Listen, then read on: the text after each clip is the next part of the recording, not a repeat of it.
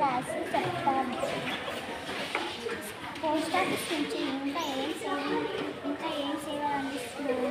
Saving అకౌంట్లు, recovering డిపాజిట్లు, fixed డిపాజిట్లు, సంచాయిక నిధులు, జీవిత బీమా పాలసీలు. తపాలా కార్యాలయం 1972 15 ఆగస్టున